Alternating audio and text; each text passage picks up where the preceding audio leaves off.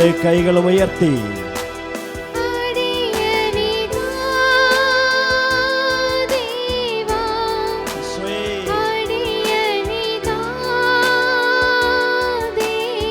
വിളിച്ചാരാധിക്കാം.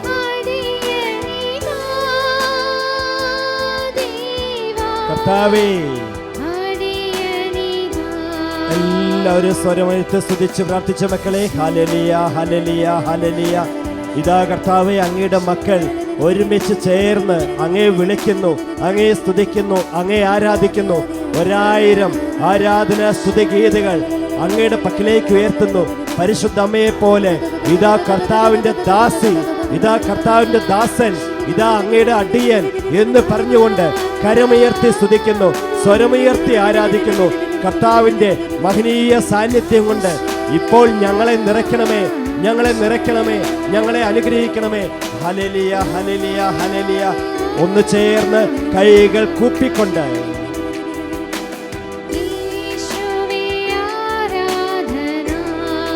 എല്ലാവരും ചേർന്ന് കർത്താവിനെ വിളിച്ചാരാധിച്ച് ഒരുമിച്ച് ചേർന്ന് ആരാധിച്ച് എല്ലാ മക്കളും ചേർന്ന് ആരാധിച്ച് എല്ലാവരും ഒരുമിച്ച്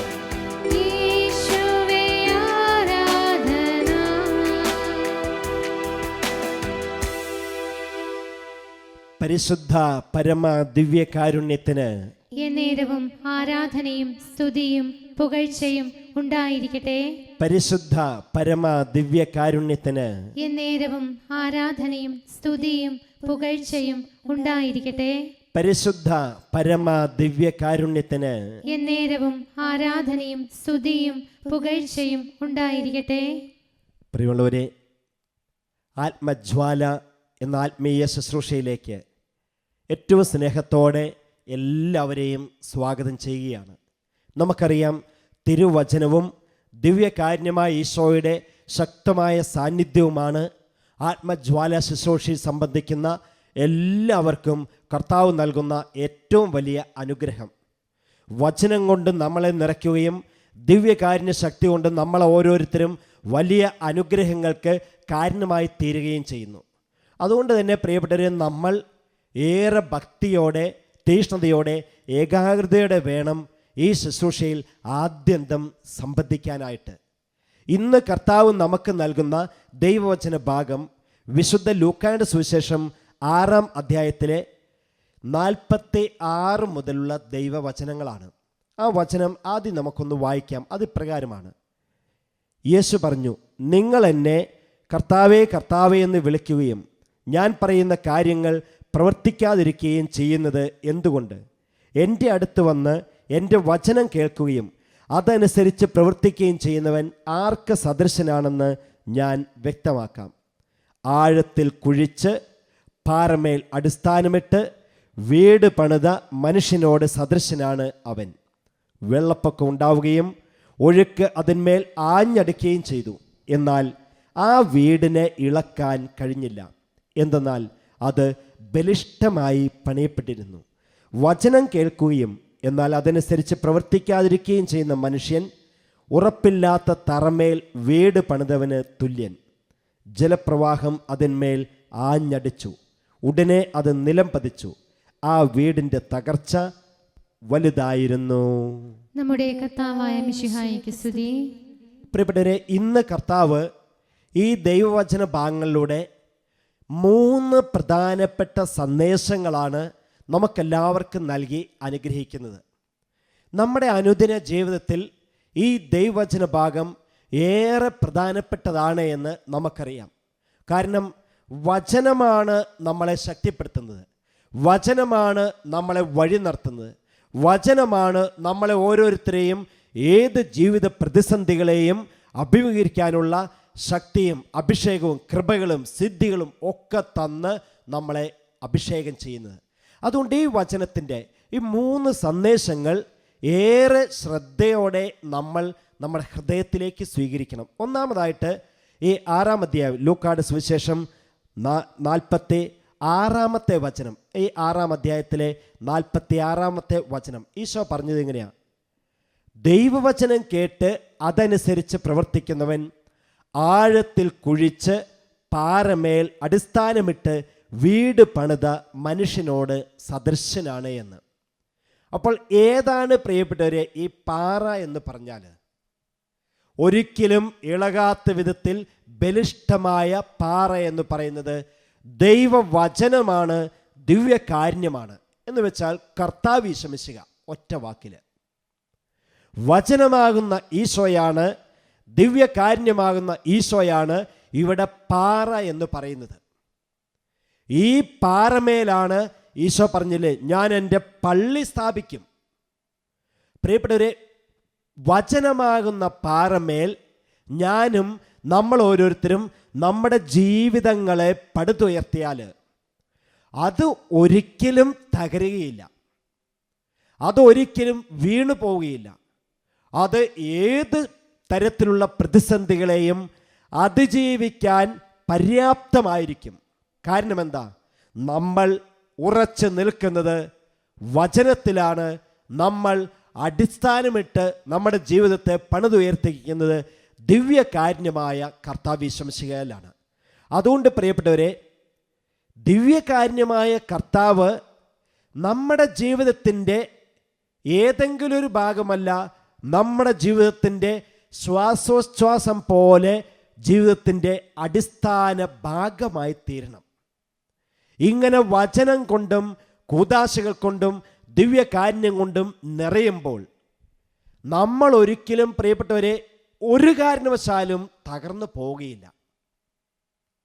അതുകൊണ്ട് ജീവിതത്തിൻ്റെ ഭാഗമായി തീരണം, ജീവിതം തന്നെയായി തീരണം വിശുദ്ധ കുർബാനയിൽ ദിവ്യകാരുണ്യത്തിൽ അടിസ്ഥാനമിട്ട ജീവിതം. അതാണ് കർത്താവ് ഇന്ന് വ്യക്തമായിട്ട് പറഞ്ഞത്.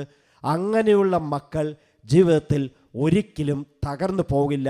അവർ ആഴത്തിൽ കുഴിച്ച് അടിസ്ഥാനമിട്ട് പണിത ഭവനം പോലെ ബലിഷ്ഠമായി നിലകൊള്ളുമെന്ന്. ഇനി രണ്ടാമത്തെ വചനം, രണ്ടാമത്തെ സന്ദേശം കർത്താവ് നമുക്ക് നൽകുന്നത് ഈ 6 അധ്യായത്തിൻ്റെ 48 വചനത്തിൻ്റെ 2 ഭാഗമാണ്. ആ വചനം ഇങ്ങനെയാണ്: വെള്ളപ്പൊക്കം ഉണ്ടാവുകയും ഒഴുക്കതിന്മേൽ ആഞ്ഞടിക്കുകയും ചെയ്തു, എന്നാൽ ആ വീടിനെ ഇളക്കാൻ അതിന് കഴിഞ്ഞില്ല. എന്താ പ്രിയപ്പെട്ടവരെ ഈ വചനത്തിൻ്റെ അർത്ഥം? അതായത് വചനം ധ്യാനിക്കുന്നു, വചനം വായിക്കുന്നു, ദിവ്യകാരുണ്യ ഭക്തിയിൽ വളരുന്നു, ആത്മീയമായ എല്ലാ ശുശ്രൂഷകളിലും സംബന്ധിച്ച് നമ്മൾ ആത്മീയമായ ശക്തിയുള്ളവരായി തീർന്നാൽ ജീവിതത്തിലെ ഒരു പ്രതിസന്ധിക്കും നമ്മളെ ഇളക്കാനായിട്ട് സാധിക്കില്ല. അതിൻ്റെ അർത്ഥം ഇങ്ങനെയൊക്കെ ജീവിക്കുമ്പം പ്രശ്നങ്ങൾ ഉണ്ടാവില്ല എന്നല്ല. ഇങ്ങനെ വചനം വായിച്ചും ധ്യാനിച്ചും ജീവിക്കുന്നവർക്ക്, ദിവ്യകാരുണ്യ ആരാധനയിൽ നിരന്തരം സംബന്ധിച്ച് ആരാധിക്കുന്നവരുടെ ജീവിതത്തിനും കുടുംബത്തിലേക്കും പ്രശ്നങ്ങൾ വരില്ല എന്നല്ല. രോഗങ്ങൾ ഉണ്ടാവില്ല, കടബാധയുണ്ടാവില്ല, ജോലി നഷ്ടപ്പെടില്ല, ഇൻ്റർവ്യൂവിൽ പരാജയപ്പെടില്ല എന്നല്ല അതിൻ്റെ അർത്ഥം. രോഗങ്ങളുണ്ടാകും, പലപ്പോഴും ഇൻ്റർവ്യൂവിൽ പരാജയപ്പെടും, പരീക്ഷയിൽ ജയിക്കാത്ത അവസരങ്ങളുണ്ടാകും, ഇനി കടബാധ്യതയുണ്ടാകാം, ജോലികൾ നഷ്ടപ്പെടാം. പക്ഷേ ഇതിനൊന്നും നമ്മളെ ഇളക്കാനോ തകർക്കാനോ സാധിക്കില്ല എന്ന്. അതാണ് ഈ വചനം നമുക്ക് പറഞ്ഞു തരുന്ന ശക്തമായ സന്ദേശം. ഇങ്ങനെ വലിയ വെള്ളം, മലവെള്ളം ചീറിപ്പാഞ്ഞ് ആഞ്ഞടിച്ചു, പക്ഷേ ആ വീടിനെ ഒന്ന് കുലുക്കാൻ പോലും സാധിച്ചില്ല എന്ന് പറഞ്ഞാൽ, നമ്മുടെ ജീവിതത്തിൽ വചനാധിഷ്ഠിത ജീവിതം നയിക്കുന്നവരിലേക്കും ദിവ്യകാരുണ്യ ഭക്തിയിൽ വളരുന്നവരിലേക്കും ഒരു പ്രശ്നങ്ങളും ഉണ്ടാവില്ല എന്നല്ല, അതിനൊന്നും നമ്മളെ തകർക്കാൻ പറ്റില്ല എന്ന്. അതല്ലേ പ്രിയപ്പെട്ടവരെ മർക്കോസിൻ്റെ സുവിശേഷം 4 അധ്യായത്തിൽ നമ്മൾ കാണുന്നത്. ശിഷ്യന്മാർ വഞ്ചി തുഴഞ്ഞ് അക്കരയ്ക്ക് പോയിക്കൊണ്ടിരിക്കുമ്പോൾ വലിയ കാറ്റടിച്ചു, തിരമാല ആഞ്ഞടിച്ചു. അവരെന്തേ തകർന്ന് തരിപ്പണമായി കടലിൽ മുങ്ങിച്ചാകാതിരുന്നത്? കാരണം കർത്താവ് യേശു മിശിഹാ കൂടെ ഉണ്ടായിരുന്നു. കർത്താവിൻ്റെ സജീവമായ സാന്നിധ്യം ഉണ്ടായിരുന്നു. അതുകൊണ്ട് അവർക്ക് ഒരു പോരൽ പോലും സംഭവിച്ചില്ല. ഇതുപോലെ തന്നെയാണ് പ്രിയപ്പെട്ടവരെ ഇന്നും ദിവ്യകാരുണ്യമായ കർത്താവ് യേശു മിശിഹ നമ്മുടെ കൂടെയുണ്ടെങ്കിൽ, വചനമാകുന്ന ഈശോ നമ്മുടെ കൂടെയുള്ളപ്പോൾ രോഗങ്ങളുണ്ടാകട്ടെ, കടബാധ്യത വരട്ടെ, വിഷമങ്ങൾ ഉണ്ടാകട്ടെ, പ്രതീക്ഷിച്ചതുപോലെ ജീവിതത്തിൽ ബിസിനസ് വളരാതിരിക്കട്ടെ, എന്ത് സംഭവിച്ചാലും നമ്മൾ തകർന്ന് തരിപ്പണമായി മണൽത്തരി പോലെയായി പോവില്ല. അതിൽ നിന്നൊക്കെ നമ്മൾ കരകയറും. കർത്താവ് നമ്മളെ കരകയറ്റും. അതുകൊണ്ട് പ്രിയപ്പെട്ടവരെ, രണ്ടാമതായി ഈശോ പറഞ്ഞു തരുന്ന ശക്തമായ സന്ദേശം ഇതാണ്: വചനത്തിലും ദിവ്യകാരുണ്യത്തിലും അടിസ്ഥാനമിട്ട ജീവിതം നയിച്ചോ, ഏത് പ്രതിസന്ധികൾ വന്നാലും അതിനെയൊക്കെ തരണം ചെയ്യാനുള്ള കരുത്തും കൃപയും അഭിഷേകവും കർത്താവ് നമുക്ക് നൽകുമെന്ന്. ഇനി പ്രിയപ്പെട്ടവരെ, മൂന്നാമത്തെ സന്ദേശം അതെങ്ങനെയാണ്? മറ്റൊരു വചനത്തെക്കുറിച്ചാണ് പറയുന്നത്. വേറൊരാൾ ഇങ്ങനെ അടിസ്ഥാനമൊന്നുമില്ലാതെ, പാറയൊന്നും കാണാതെ വെറുതെ ഇങ്ങനെ മണലിൽ വീട് പണിതു. എന്താ സംഭവിച്ചത്? കാറ്റടിച്ചു, വെള്ളം വന്ന് ആഞ്ഞടിച്ചു, അത് ഇതാ ചീട്ടുകൊട്ടാരം പോലെ തകർന്നു വീണു എന്ന് വചനം പറയുന്നു. എന്തേ കാരണം? ആ മനുഷ്യന് വചനത്തിൻ്റെ ബലമില്ല ജീവിതത്തിന്. ആ മനുഷ്യന് ദിവ്യകാരുണ്യത്തിൻ്റെ ശക്തി എന്താണെന്ന് അറിയില്ല. കാരണം ഒരിക്കലും ദിവ്യകാരുണ്യ ആരാധനയെ സംബന്ധിക്കില്ല. ഒരിക്കലും വചനം വായിച്ച് വചനത്തിൻ്റെ ശക്തിയും വചനത്തിൻ്റെ സിദ്ധിയും അതിൻ്റെ അഭിഷേകവും ജീവിതത്തിൽ സ്വീകരിച്ചിട്ടില്ല.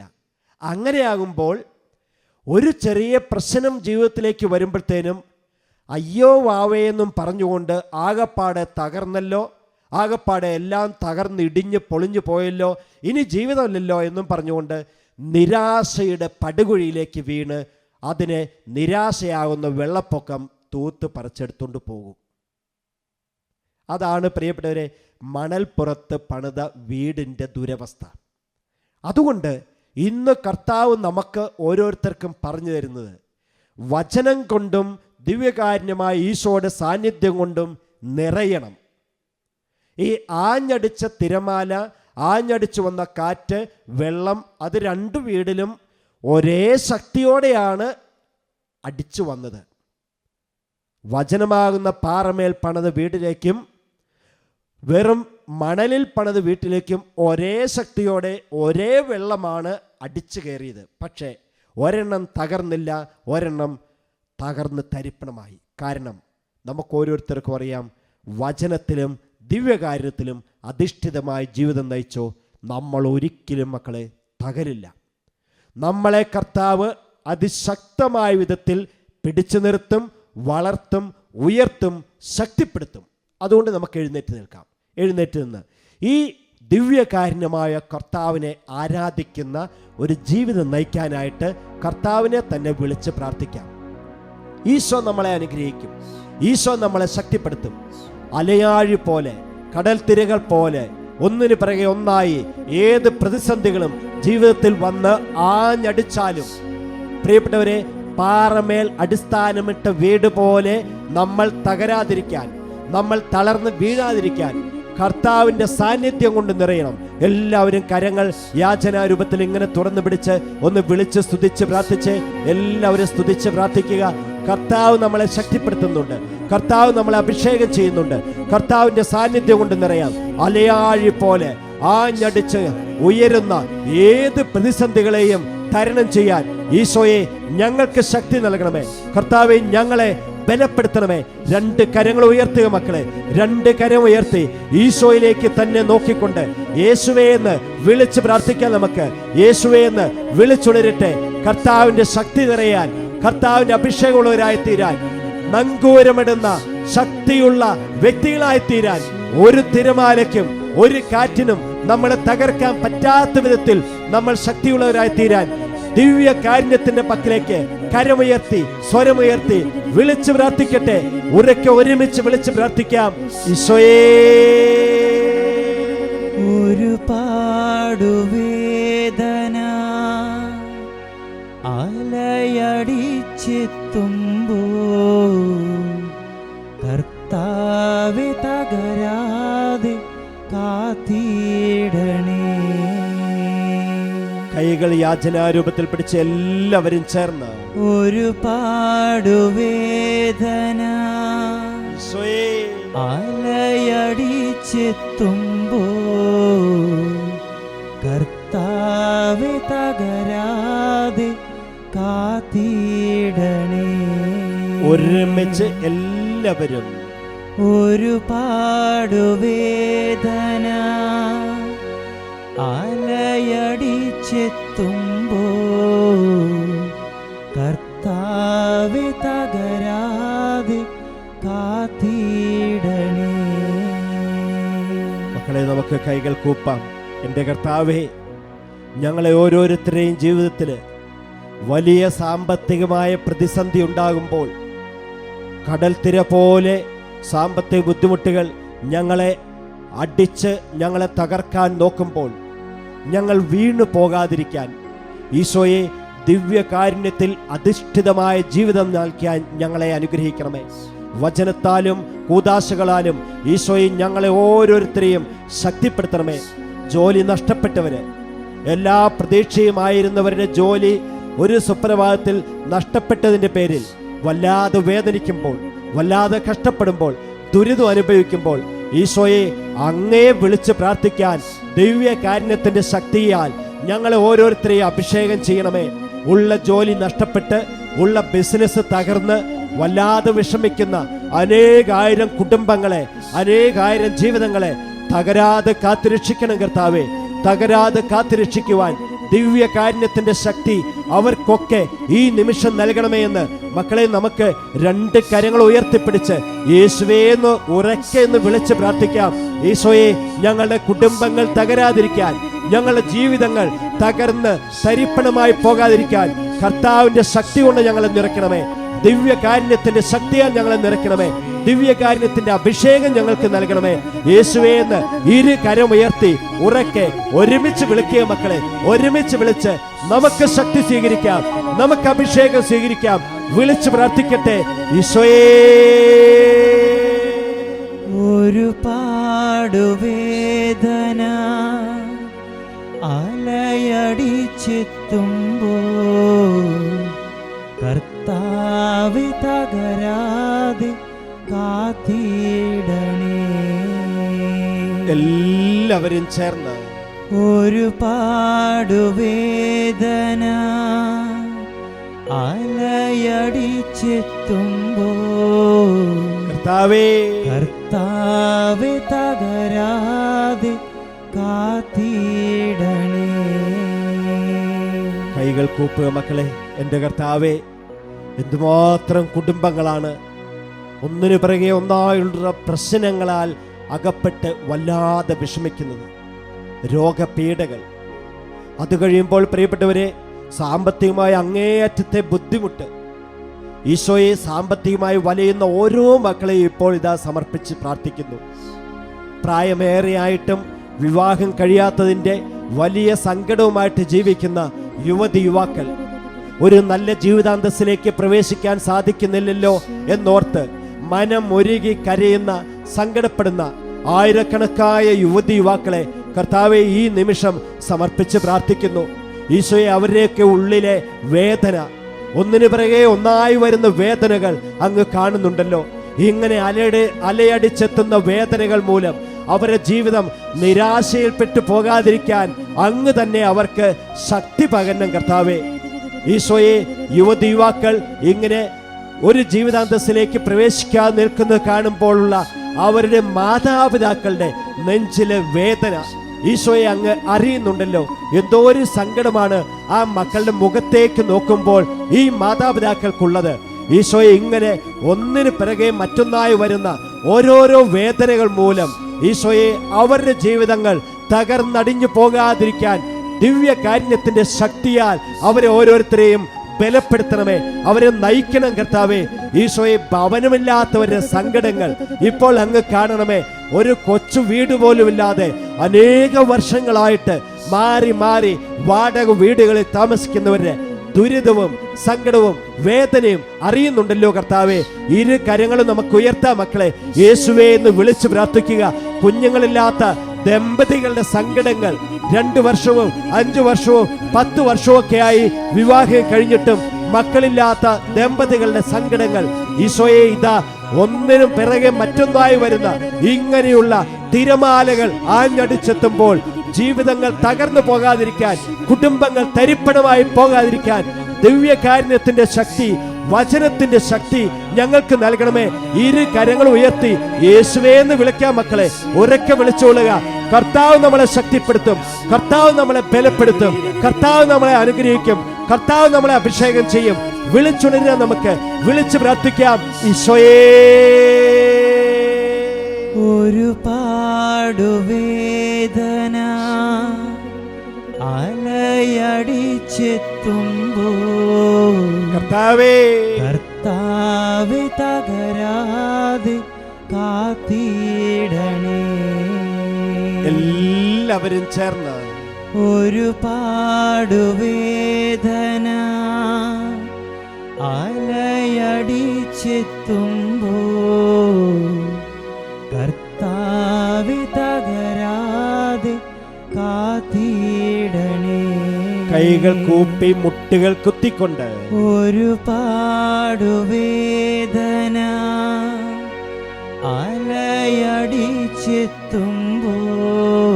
ഈശോയേ കർത്താവേ തകരാതെ കാത്തിടണേ. 2 കൈകൾ യാചനാരൂപത്തിൽ പിടിച്ച് മക്കളെ, നമുക്ക് കർത്താവിനെ ഒന്ന് സ്തുതിച്ച് പ്രാർത്ഥിക്കാം. നമ്മുടെ ജീവിതങ്ങൾ തകർന്നു പോകാതിരിക്കാൻ, നമ്മുടെ കുടുംബങ്ങൾ തരിപ്പണമായി പോകാതിരിക്കാൻ, ദിവ്യകാരുണ്യത്തിന്റെയും വചനത്തിന്റെയും ശക്തി കൊണ്ട് നിറയാൻ, അവിടുത്തെ ആശീർവാദം സ്വീകരിക്കാൻ നമുക്ക് സ്തുതിച്ച് പ്രാർത്ഥിക്കാം. എല്ലാവരും കർത്താവിനെ സ്തുതിക്കട്ടെ. ഈശോ നമ്മുടെ വീടുകളെ ആശീർവദിക്കും, മക്കളെ, മാതാപിതാക്കളെ, സഹോദരി സഹോദരങ്ങളെ അനുഗ്രഹിച്ച് ആശീർവദിക്കും. സ്തുതിച്ച് പ്രാർത്ഥിക്കട്ടെ. ഹല്ലേലൂയ, ഹല്ലേലൂയ, ഹല്ലേലൂയ, ഹല്ലേലൂയ. അങ്ങയുടെ ദിവ്യകാരുണ്യത്തിന്റെ ശക്തി ഞങ്ങളിൽ പ്രകടമാക്കണമേ കർത്താവേ. യേശുവേ, നന്ദി, യേശുവേ, സ്തുതി, യേശുവേ, ആരാധന, ആരാധന. ഞങ്ങളുടെ കുടുംബങ്ങൾ വചനാധിഷ്ഠിതമായ ഒരു ജീവിതം നയിക്കാനുള്ള കൃപാവരം ദിവ്യകാരുണ്യമായ ഈശോയെ ഞങ്ങളിലേക്ക് ഒഴുക്കണമേ. യേശുവേ, നന്ദി, യേശുവേ, സ്തുതി, യേശുവേ, ആരാധന, ആരാധന. ഹല്ലേലൂയ, ഹല്ലേലൂയ, ഹല്ലേലൂയ.